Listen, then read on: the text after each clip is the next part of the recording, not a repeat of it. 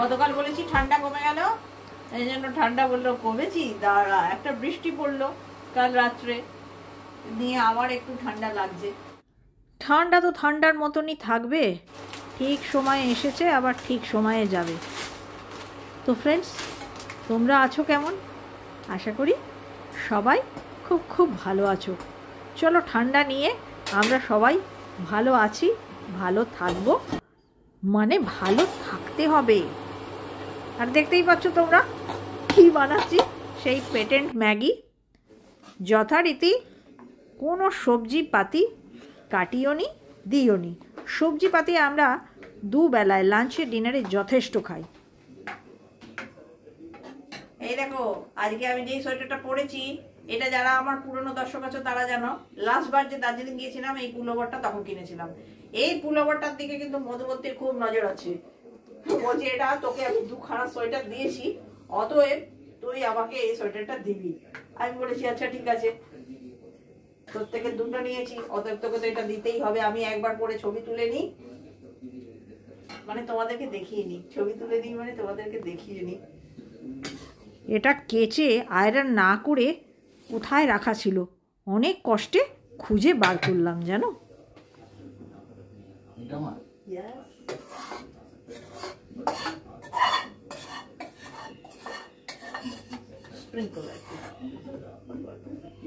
যথারীতি আমার এই ছোট্ট রান্নাঘরে কোথাকথি করে দুজনে ঢুকে পড়েছি, আর মধুবন্তী ধরেছে ক্যামেরা।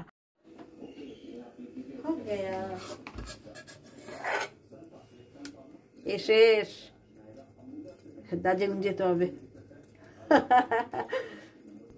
এটা সেই ডালি লঙ্কার সস, খুব সুন্দর, মধুবন্তীর খুব প্রিয় এই সস।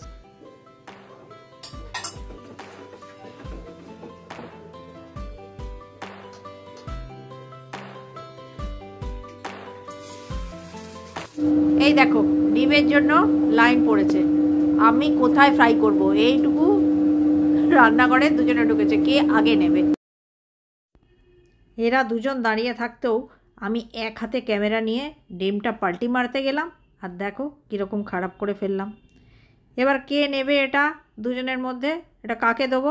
ঝিমিকেই দেবো।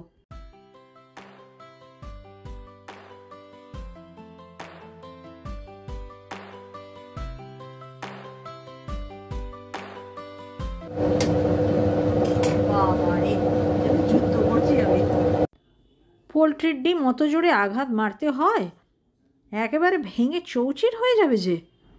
তোমরা যারা নতুন তাদেরকে বলে দিই, আমাদের বাড়িতে কিন্তু এই রকম পচি খায়। কুসুমটা একটু ধাক্কা মেরে ভেঙে দিতে হবে, আর দুদিকে ফ্রাই করতে হবে। শেষ চ্যাটার্জিকে দিয়ে চিকেনের পিস করাচ্ছি, তার কারণ শেষ চ্যাটার্জির সোয়েটার এবার কাচতে হবে। আর আমি তো আজকেই সোয়েটারটা একদম কাঁচা সোয়েটার পরেছি কালকে স্নান করে, সেই জন্য এটাকে বাঁচাতে হবে। আরও একটা কারণ আছে, এই যে চাকুটা, এটাতে ধারটা একটু কম, তো এটাকে মোটামুটি হাতের জোরেই কাটতে হয়। তো যখন বলছে আমি কাটবো, তো সার্ভিসটা নেওয়াই ভালো। সেই কথায় আছে না, যা চাইয়ে কখনো ছাড়তে নেই।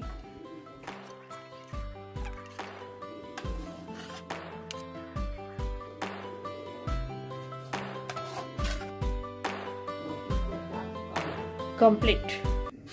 গতকাল তোমাদের শাক ধোয়া দেখিয়েছি, মেথি শাক, তো আজকে সেটা রান্না করব। শাক মানেই আমাদের লঙ্কা ভাজা চাই, পাতে ভেঙে গুঁড়ো করে খাওয়া হয়। Concentrate successful.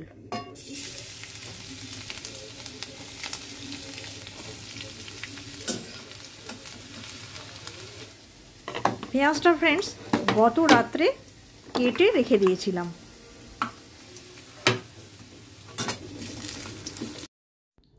আসলে কাটবো বলে কাটিনি, কেটেছিলাম একটা অন্য রান্নার জন্য, রাতের তরকারির জন্য, তো এতটা লাগলো না, বাকিটা এয়ারটাইট বক্সে তাই রেখে দিয়েছিলাম। জানি সকালে তো শাক হবে, পেঁয়াজ লাগবেই। মেথি শাক ছেড়ে দেবো, ঢাকা, ঠিক মতো টেক্সচার আসলে নামিয়ে নেওয়া, সবাই করে, আমি নতুন কিছু করছি না, সেজন্য লাস্ট ফিনিশিং তোমাদের দেখিয়ে দেবো।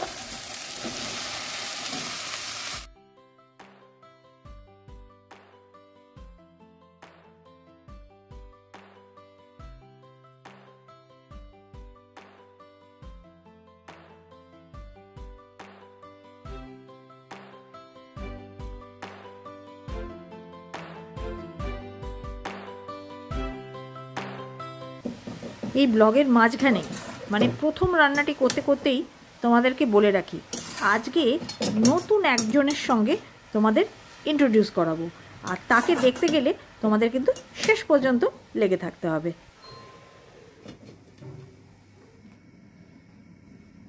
চিকেনটা ম্যারিনেট করে রাখি। চিকেন ম্যারিনেট করতে কী কী নিয়েছি তোমরা দেখতেই পাচ্ছ, আর আমার মুখে না বললেও চলবে। ওই যে দুটো বোতল, তার মধ্যে একটাই আছে ময়দা আর আরেকটাই আছে কর্নফ্লাওয়ার, আর একটা ডিম। নুন একটু দিতে হবে, এখন আমি নুনটা নিয়ে নিই। আর নিয়েছি সাদা তেল, কর্নফ্লাওয়ার,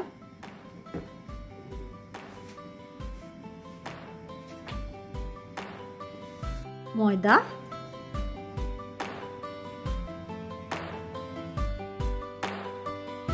গোলমরিচ। আমি আদা রসুন পেস্ট দেওয়া ছেড়ে দিয়েছি, নিজেরই ডাইজেশন হচ্ছে না। একটু নুন, গোলমরিচ, আর যেহেতু এটা ফ্যাটলেস সেহেতু আমি দেব একটু হোয়াইট অয়েল দিয়ে ম্যারিনেট করে রেখে কাজটা এগিয়ে যাবে।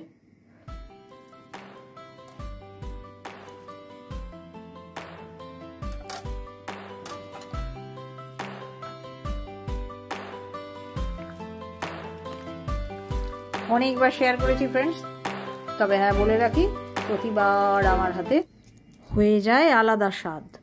তার কারণ এবারে কি করলাম পরের বারে মনে রইল না, একটা কিছু বাদ হয়ে গেল, অন্য একটা কিছু যোগ হয়ে গেল।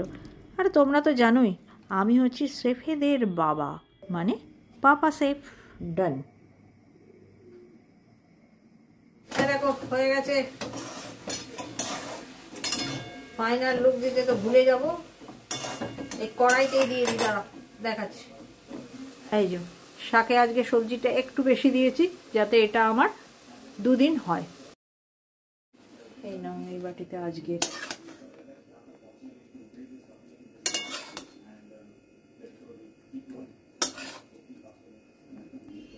দেখো ফ্রেন্ডস, বহুত মুশকিল আমাদের বাড়িতে না সব সময় টিভি চলতে থাকে, আর রান্না করতে গেলে রান্নার চিমনি, মানে বড্ড ডিস্টার্ব আমাদের ঘরে যে কি করে পায়রা ডিম ফেলেছিল কে জানে।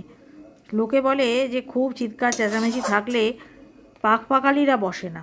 এই ঘরে এত আওয়াজ, তাও কোথা থেকে পাকপাকালি আসলো কে জানে।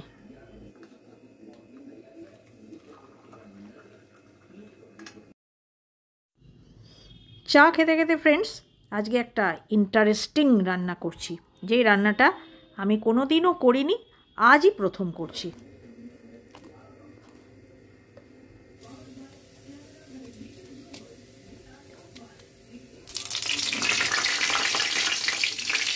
এটাও জল। তেতোর ইন্টারেস্টিং পদ, সেটা হচ্ছে গিয়ে উচ্ছে, গাজর, বিনস একসঙ্গে রান্না করছি। একটু পাঁচফোড়ন, শুকনো লঙ্কা দেবো, আর নুন, হলুদ, লঙ্কা গুঁড়ো।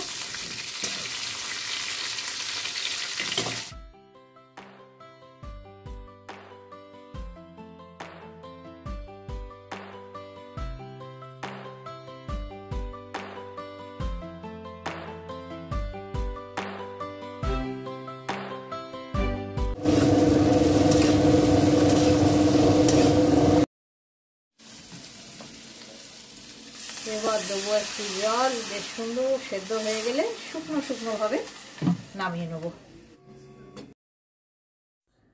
এই গরম জলটি বসিয়েছি ফ্রেন্ডস, তেলের কন্টেনার খালি হয়েছে, ধুতে হবে।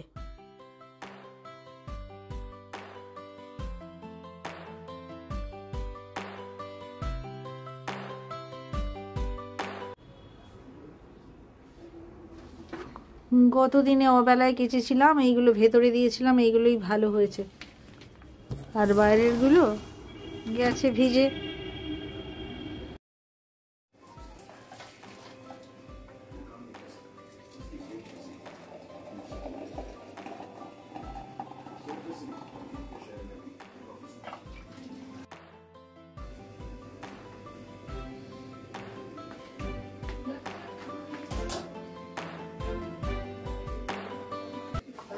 সেটা এখন ঢালা যাবে না, কন্টেনার ধুতে হবে, আর নয় অন্য কন্টেনার।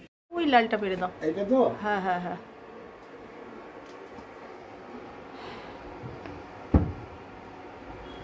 হাতে করে প্যাকেট নিয়ে ঘুরে বেরিয়ে লাভ নেই, এই ডাব্বাটাতেই ঢেলে ফেলি, নিরুপায়।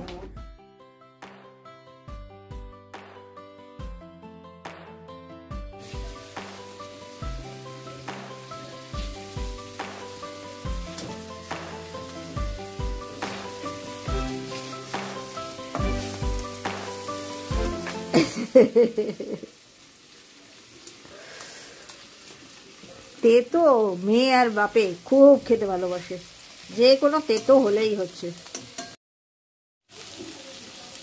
চলো ফ্রেন্ডস, এই হচ্ছে বিনস, করলা, গাজরের ফাইনাল লুক।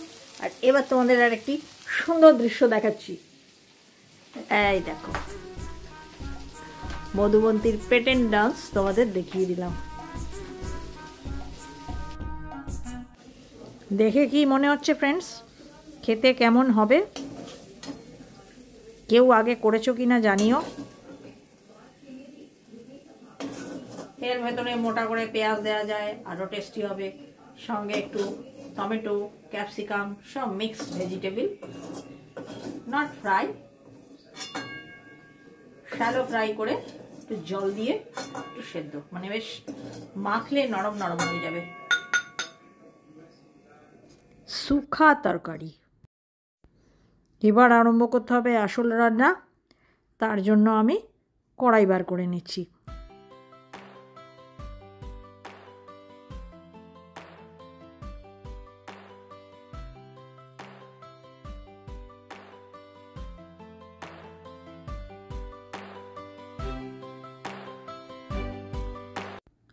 প্রথমে ভেবেছিলাম যে এক লটেই সবকে ঠেলে গুজে দিয়ে দেবো, হয়ে যাবে বোধহয়, কিন্তু দিতে দিতে বুঝতে পারলাম যে না, কোনো মতেই হবে না, 2 ব্যাচ করতেই হবে।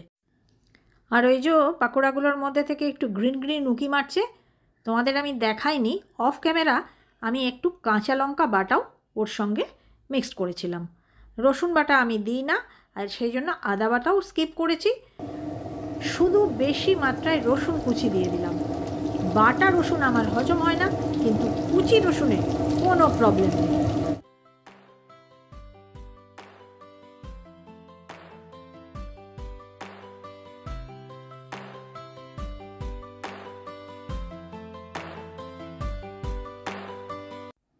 আজকাল তো দেখি ঘরে ঘরেই সবাই চাইনিজ রান্না করছে, কিন্তু এই চাইনিজ রান্না আমাদের বাড়িতে ঢুকেছিল, মানে আসানসোলের বাড়িতে 87-এ। তার আগে পর্যন্ত চাইনিজ রেস্টুরেন্ট থেকেই কিনে খাওয়া হতো। সেটা ছিল, আমার মনে আছে, জনের দোকান বলে একটা কোনো দোকান ছিল। আমি নতুন বিয়ে হয়ে আসার পরে 81-এ, তো ননদরা সবাই খেত, আমি কিন্তু তখন সেই বাইরের দোকানের কেনা কোনো চাইনিজ আইটেম খেতাম না, একটা বাজে গন্ধ পেতাম। আমার এটাও মনে আছে, মানে আমার বড় মেয়ে যখন ছোট্ট আর কি, তখনও আমি পার্ক স্ট্রিটের যে বড় বড় চাইনিজ হোটেলের চাইনিজটা খুব একটা পছন্দ করতাম না। গোলমরিচ তোমরা একটুখানি মিষ্টি দিও, আমার বাড়িতে মিষ্টিটা চলবে না। আগে আমি হোটেলের কোনো বিরিয়ানিও খেতাম না, ওই যে মিঠা আতরের গন্ধ। মিষ্টি বা টমেটো সস তোমরা অবশ্যই দিও। ফার্স্ট বিরিয়ানি আমি খেয়েছি আমার বড় মেয়ের বিয়ের পরে, ও নিজে হাতে রান্না করেছিল। সেই বিরিয়ানি খাওয়ার পর থেকে আমি হয়ে গেলাম বিরিয়ানি লাভার। তারপর আস্তে আস্তে ওর থেকেই আমি শিখে নিয়েছি। আরে রূপ খুব সুন্দর হয়েছে।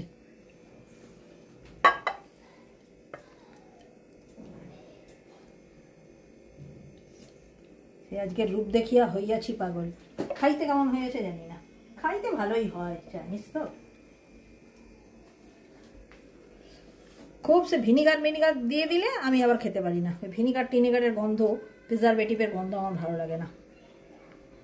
খাবারের উল্টোপাল্টা গন্ধ নিয়ে না আমার খুব সমস্যা আছে।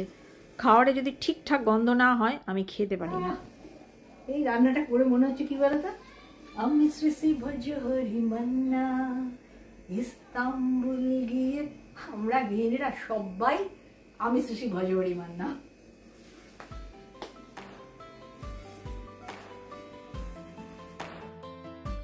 এই যে ফ্রেন্ডস, যারা তোমরা আমার পুরনো ব্লগ দেখতে, তারা আমার মুখে ওর প্রশংসা খুব শুনেছো। আমি বলেছি ও আমার বাড়িতে 7 বছর কাজ করেছে, এখন নেই, তাই আমার খুব কষ্ট হচ্ছে। তো সবিতা খুব রিসেন্টলি জয়েন করে নিয়েছে, আর আমার খুব আরাম এবং আমি খুব খুশি হয়েছি। তো তোমাদের সঙ্গে আজকে আমি ওর ইন্ট্রোডিউস করিয়ে দিলাম। সবিতা হাই বলে দাও।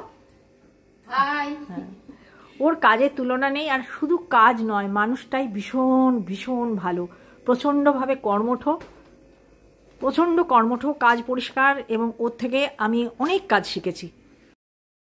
তাহলে ফ্রেন্ডস, আজকের ব্লগটা এখানেই শেষ করলাম। সঙ্গে থেকো আগামী দিনে। আর যদি তোমাদের আমাদের ব্লগ একটু ভালো লেগে থাকে, প্লিজ সাবস্ক্রাইব। আর যারা অলরেডি সাবস্ক্রাইব করে দিয়েছো তারা লাইক, কমেন্ট, শেয়ার করতে ভুলো না ফ্রেন্ডস। Bye bye.